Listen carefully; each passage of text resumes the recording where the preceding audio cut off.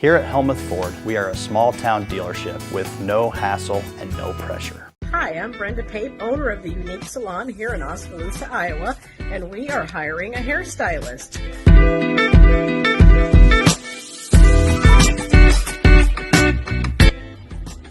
This station could be yours if you're interested in the job here at the Unique Salon. We have openings for a commission-based stylist or even a rental stylist. So if you're interested, please get back to me at the Unique Salon, 673-4969. Thank you. Potassium is an essential nutrient for plant growth. When and where you put it on the field depends on several factors. On Successful Farming Radio. Successful Farming Radio, providing information farmers need in the field, in the shop, and in the office. Committed to growing your business in agriculture.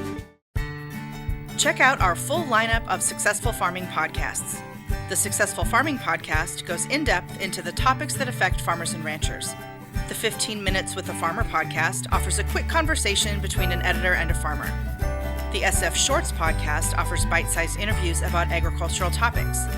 And the SF Daily podcast covers commodity markets, weather, and the big things happening in agriculture each morning. Search for Successful Farming wherever you download your podcasts. If you're looking for ideas and inspiration for your place in the country, register for the Living the Country Life newsletter. You'll receive helpful tips and information about a wide variety of seasonal topics, including pets, livestock, gardening, machinery, and more, delivered straight to your inbox twice each month. Sign up for your newsletter today at agriculture.com.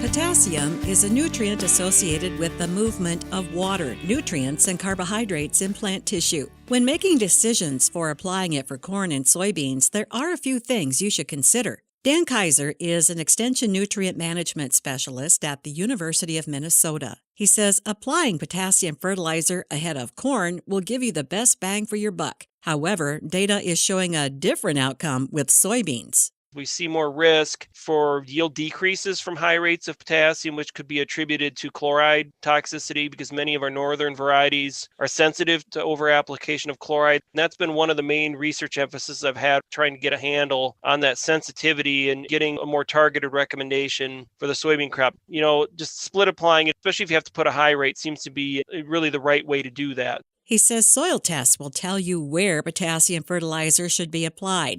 Sample your fields at the same time of year every time you test, because potassium levels can vary from fall to spring. Placement of the nutrient is key, especially in reduced or no-till situations. With potassium, one thing that's critical for uptake is to have some soil moisture at the point where most of that potassium is in the soil. So in a reduced till or no-till situation, if you're looking at a broadcast application to the soil surface, we tend to see a lot of stratification in that upper 1-2 inches of soil. And if that dries out, that plant could struggle in getting the potassium it needs. So in that situation, banding may be a better option.